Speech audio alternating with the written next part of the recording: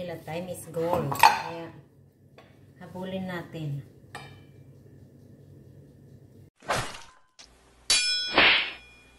Hello! Nandito na naman tayo sa ating kusina. Samahan nyo akong magluluto tayo ng hindi ko rin alam kung anong pangalan. Ano to eh, mince meat. Yan na siya.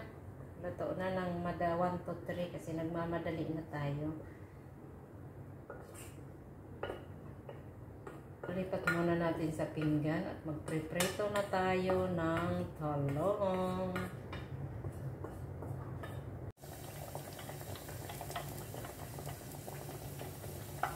Prito na tayo ng talong.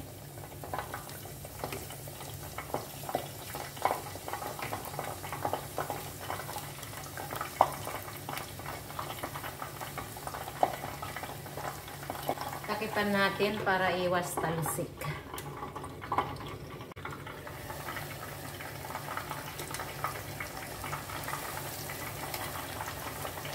Nagmamadali.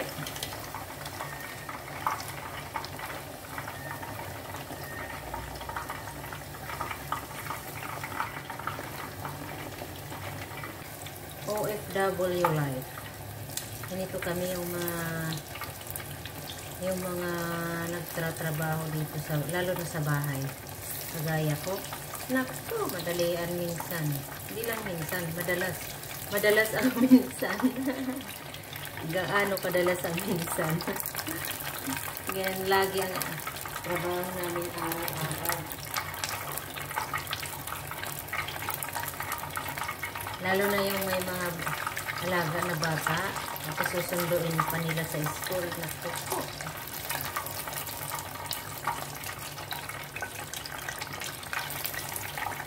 Pahinga lang yung umihi.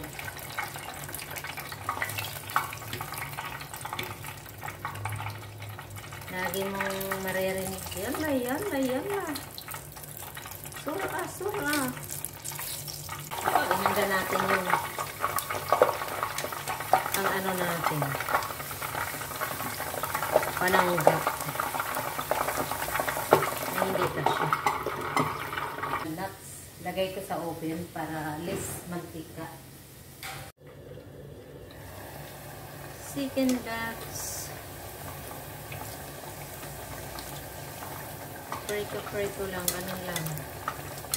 Hanggang maluto siya.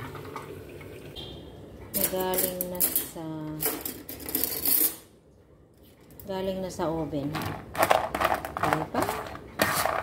Less mantika.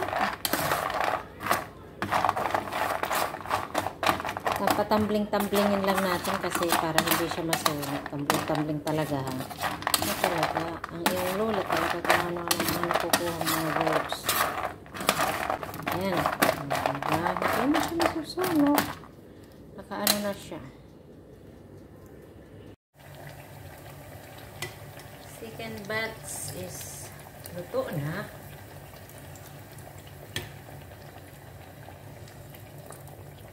Ating pinagprituhan ng mince meat. Ay, yung mince meat pala, nilagyan ko yun ng asin ha. Nilagyan ko rin naman yun ng ng asin, ng paminta, ng cinnamon powder, ng kung ano-anong mga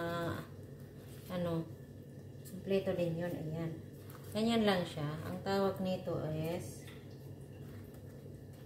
maglobe. Hindi ko alam. Arabic yun eh. Bahala sila. Basta yun na yun. Sa mga Arabic dyan, alam na nila yun. Basta talong sa ilalim, yun na yun.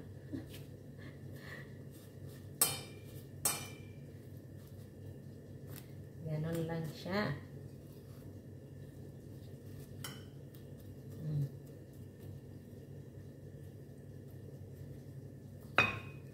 So, lagay na natin yung ating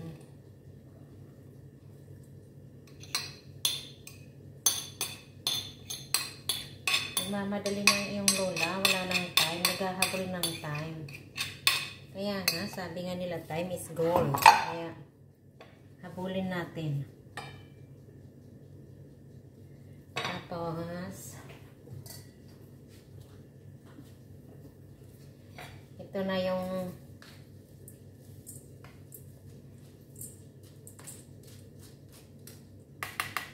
Tigas ng buhay.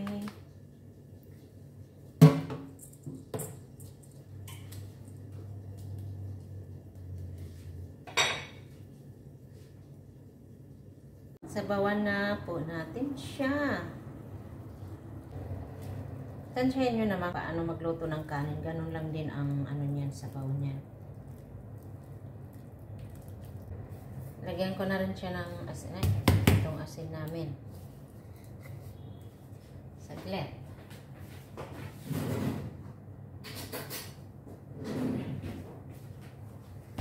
Wala na tayong time. Tanggalin natin yan at lagyan natin ng asin para halo-halo na baga. Lagyan natin din ng cinnamon. Huwag niyong tutularan ng pagluto ko ha, kasi mali-mali ito, shortcut ko lang. Importante, nandyan sila lahat. Yun. Diba? Para mag-brown-brown ang kanin pag naluto na siya. Lagay na naman natin siya sa apoy. Tadaan! Hugas-hugas time din naman tayo para hindi tayo matambakan.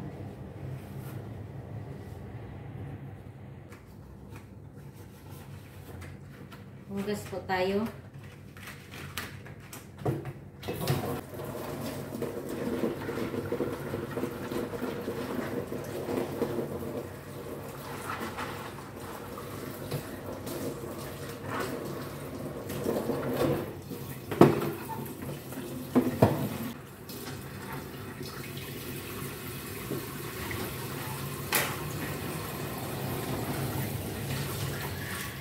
Yung mga pwedeng isalpak sa dishwasher, higita na. Yung mga hindi, hinuhugasan na lang kami na. Hinuhugasan ko na lang ng paisa-isa.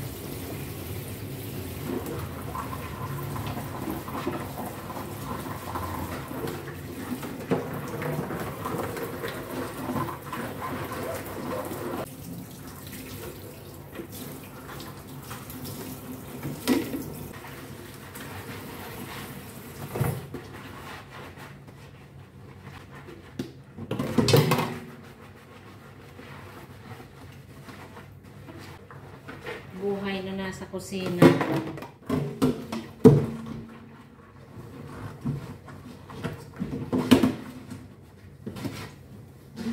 Kaya kayo dyan, huwag kayong panareklamo kasi may kanya-kanya tayong discount.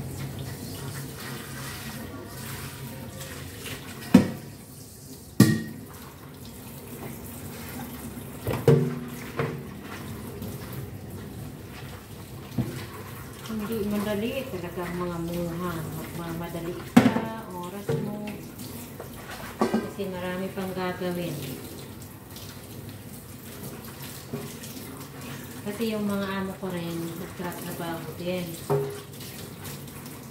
Kaya, kailangan natin matapos bago sila dumating. Kasi gutom na yun. Baka pagdating nila, walang kainin. Kawawa din naman.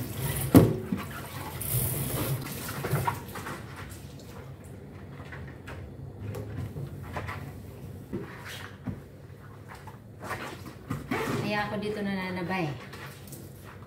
Nananabas sa kusina.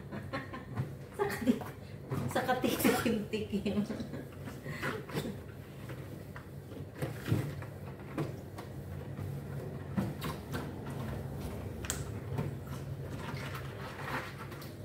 Kahit-lit na nakakakain minsan.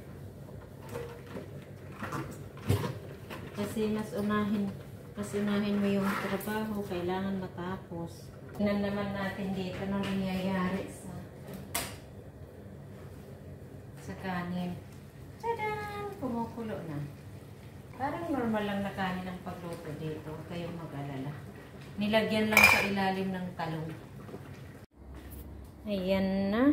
Lagay muna natin sa mahinang apoy yan. Lagyan ko ng cinnamon powder, ng turmeric powder, ng ano bang tawag dyan. Pimiento.